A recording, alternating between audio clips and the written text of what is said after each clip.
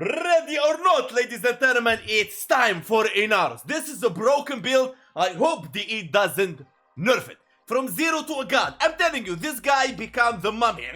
Gonna kill everybody. You're going to love this. Let's go. And as always, we take a beginner's friendly approach, explaining Inaros for Thanos that doesn't know anything or veterans want to learn about it. Starting from his passive. When Inaros takes lethal damage, we all know he become a tomb like this and try to kill nearby enemies. But that, no more. The new one, let me show you. When you die, there you go, you leave the tomb behind and you start fighting those enemies. Look at that. Boom, boom, boom. And you going to revive yourselves. Makes his passive now 1000% better, baby. And here you are. But every time you revive yourself that way, it will take longer and harder to revive. And now his first ability. Blast enemies with a wave of cursed sand that blinds them and steal their health. And let me show you. There you go. The casting speed is really good because we're running 2 casting speed, so you may not have the same casting speed effect, but yeah, you get the idea. And now for the second ability, Sandstorm. I fell in love with you, Sandstorm, the moment I saw you on the dev stream, and I was sure I'm gonna make my Inaros build around it. Become a Sandstorm. Inaros devours enemy, pull in his whirlwind, proccing slash, healing himself with a 4-second duration affected by ability duration and heal per enemy. Mamma mia. And not only that, he makes himself the boy vulnerable, which double dip my love to this ability. Look at this! Woohoo! Let's go! Mamma mia, look at that. Are you kidding me? This is amazing. The speed, so good. So good. Let's go. And now for the third ability, the reworked Scrub Shell. Statue protection cost, armor and health. Let me show you how it works exactly. Now, you can move when you cast in it, and you can see the armor on the right side. That 350 armor, and it's affected by ability strength. Mamma mia, mamma mia. Let's go. And now for the ultimate, Scrub Swarm. You send those Scrub Swarms against those enemies, eating them and making them crazy, itching themselves. Enemies killed while immersed in swarm summons a swarm Kabat 3 with the augment 2 more, 5 in general, that fights alongside Inaros and guides the Scrubs to other enemies. It does corrosive damage. I know you're thinking about 2 emerald Archon shards, which is good, not bad, but no, we're not gonna do that this time. Range 30 meter affected by ability range, spread range as well, and duration affected by ability duration. Let me show you while the enemies are nearby. There you go. Boom. Look at that. You see those little scrubs? Ay, look at that. It's so beautiful. The reason I said you can do emerald shard, it actually already 10 stacks of corrosive, so it can reach 14 stacks, no problem, to armor strip those enemies. Very, very good. And now, how to play Inaros. Very simple. The third ability, always at maximum armor, and then you scrub them with the fourth ability, and then you take them for a trip. There is a sandstorm passed by. Mamma mia, look at that. And poor guys, they're just gonna be like suffering from your sandstorm. And then any enemies in front of you, you can actually blind them, and you can see 10 stacks of corrosive, you have slash on them, and you're good to go. Now let's start with the real deal. And before we move any further, I want to tell you that I tried almost every single meta helminth ability, and none of them as cool as this one. Let's go. And to avoid any confusion, I'm going to show you the Archon shards we're going to be using. 2 Amber Archon shards for 50% casting speed, so we don't use natural talent slot. Now, Tau Forged Violet Archon shards, 37% melee critical damage. If the energy is more than 500, which is our case, the damage boost is doubled. 2 Emerald Archon shards. I know you're thinking this is a corrosive, more stacks of corrosive to reach 14 stacks, so we armor sip the enemies. No. This time, I tried something different. Toxin statue effect deals 45% more damage on both the Tau Forged Emeralds. Now let's go for the build. This one is without the helminth first. Now, Steel Charge for melee and Arcane Fury for melee. These two, you change them based on the weapon you're using. Primary, secondary, or a melee weapon, that's totally up to you. Power Drift for ability strength and chance to resist knockdown. Don't worry about the resist knockdown. The Scrub Shell does an amazing job. You can flip it around with whatever you want. You want to go for the Nira Anguish or more range, totally up to you. But if you're gonna replace it, I'd say go for the Amar Anguish for parkour velocity or for enemy radar. It's gonna be very good. Alright, now, Ogre Secrets for ability strength, Anticipa strength, Rolling Guard for bad situations, Primed continuity for ability duration, Stretch for ability range, Flow for energy max, Overextend for range and minus strength. Now we have 123, more than enough for the 123% statue chance for the Sandstorm, Elemental Sandstorm. Alright, now the Elemental Sandstorm augment. Sandstorm gains 50% ability range and has 100% chance of inflicting statue effects based on the damage types and mods on the equipped melee weapon. Semi-stat stick, not a stat stick, but semi. I think of it like that. Okay, so if you have viral in your melee weapon, it will proc viral, and so on and so on. Even slash, and so on. So, it's very, very, very powerful augment. Arcane Energize, of course, there to replenish energy. And let me show you the build and what's going on. But before that, let me explain the weapon we're going to be using. We're going to be using Dual Ichor. Now, Dual Ichor Evolution 1, when you reach 6 combo and then heavy attack, activate the Incarnate form. Kills creates a toxin damage field, 100% melee damage, 20% sprint speed, and 20% parkour velocity, which helps this guy so freaking much. It will blow your mind because the sandstorm, the movement, this parkour, you start now gathering the information, and the toxin and the 2 emerald shards we used. Yeah, you start to have an idea now. Now, evolution 2 Ronin's rush, evolution 3 range, evolution 4 increase statue chance by 34%. The dual Ichor build, there you go. Electricity and viral using melee influence. There you go, 1, 2, 3, 4, 5. You already took a picture. Let's go. Now, Sedo will be a backup for priming enemies really quick with the discs. And this is Okukur in case we want to use it or we decide to use it. Depends on our mood. Naramon to keep the dual Ichor, but you can use Unairo to armor strip enemies if you insist. Now, our Nautilus build. Cordon to pull enemies, more manifold bond to pull more enemies, tenacious bond for critical damage, and Volclock for 105 critical chance, and vigilante armor set. So the Nautilus cordon is active by the critical chance, so you don't misunderstand that. Vigilante set doesn't. I get what you mean. Now let's go and try it against those enemies. And now we're gonna test this against level 225 Heavy Corrupted Gunners Steel Path Edition. Now let's check it out. Blinding them with the scraps. Look at that. They're suffering, baby. And check this out. Pulling enemies. Like so. Bada bim bada boom. Simple as that. And now, activating the Incarnate form. I mean, they're gonna die before even I activate the Incarnate form. Mamma mia. Mamma mia, mamma mia. Look at that. Okay, pulling enemies.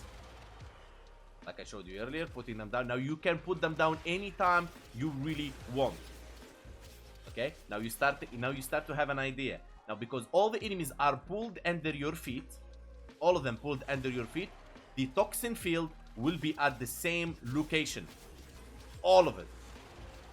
All of it. It's gonna be at the same location. You see the toxic fields? Now the emerald dark shards are working, right? Let's go. Same thing. Pulling enemies and check how far you can pull them. I'm gonna put them down here and I'm gonna go right here. Look at this.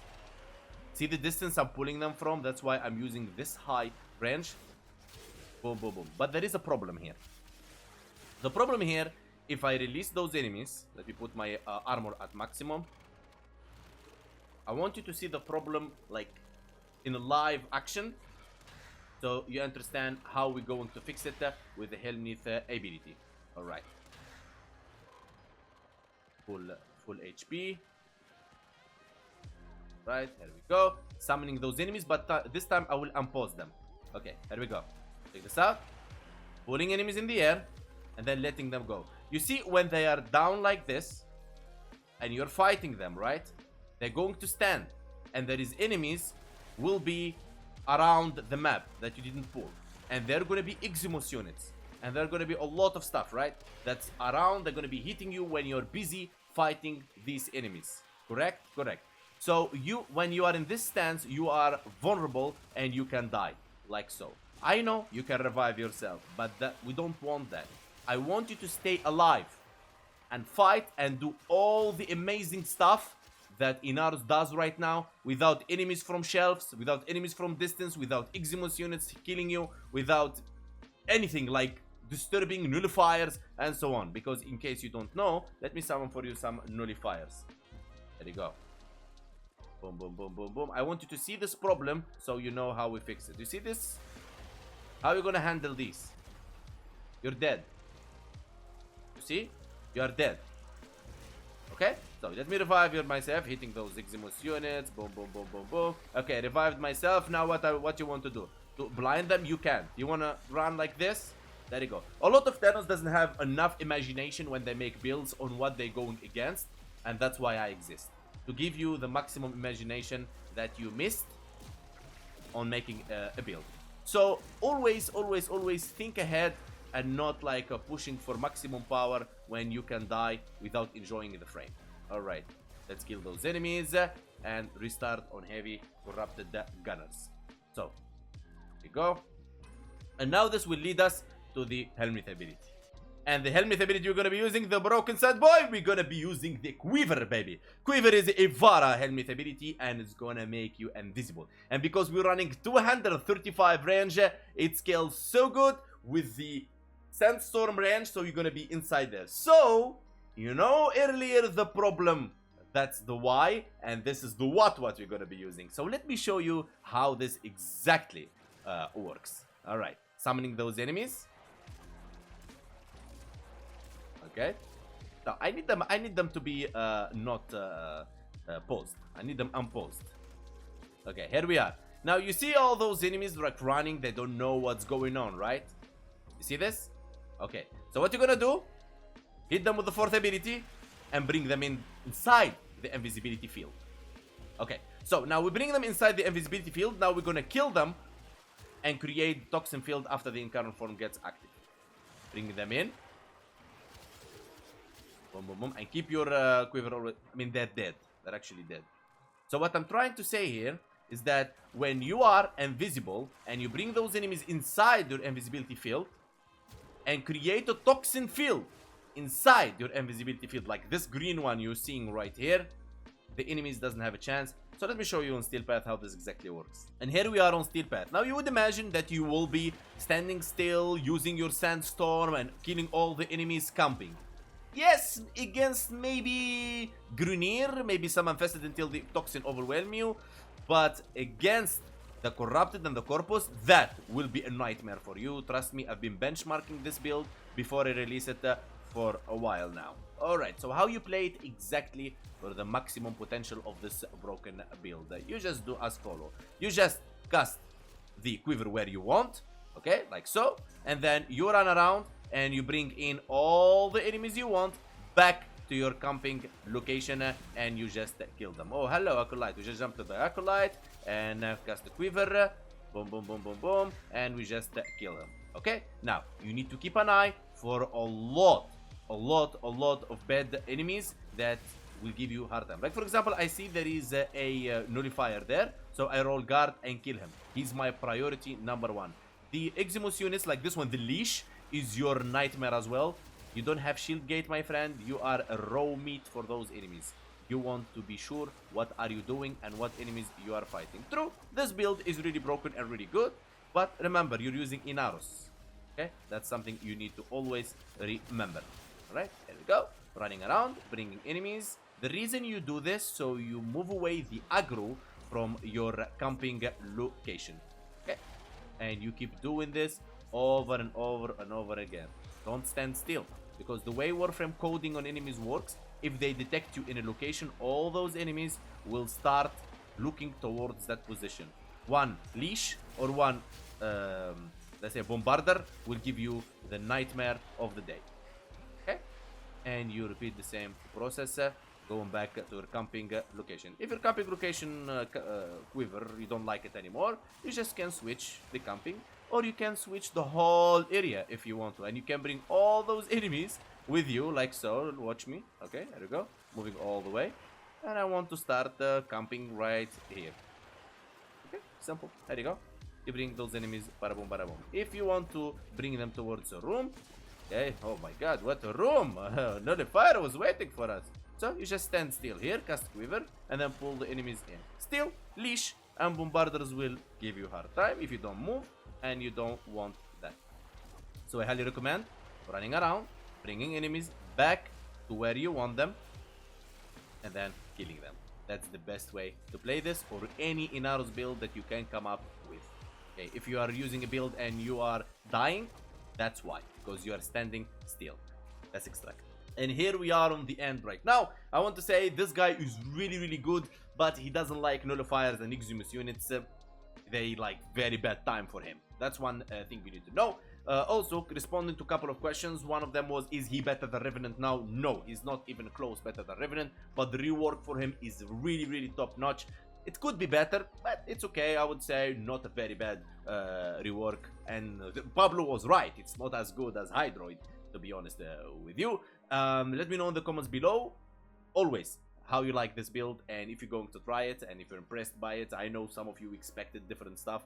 You don't stop yourself. You can use Gloom with this build, no problem. You can use Tempest Barrage, you can do that. You can use Ensnare, you can use Roar, you can use whatever. But this is the ultimate and the most broken one to deal with all the factions. This is not Grenier, this is not Infested. This is a Corrupted, okay? Corrupted and Corpus will give you a hard time if you stand still and camp. Maybe against Grenier, maybe against Infested, yes you can. But the Toxin will give you a hard time at a certain point. But yeah, you got the idea, you got how to use it now. The key is on your hands. Thank you guys so much for watching. Don't forget to sub, like, and join our Discord. The link in the description. Always let me know your opinion in comments as much as you're respectful. Big love, and see you next time.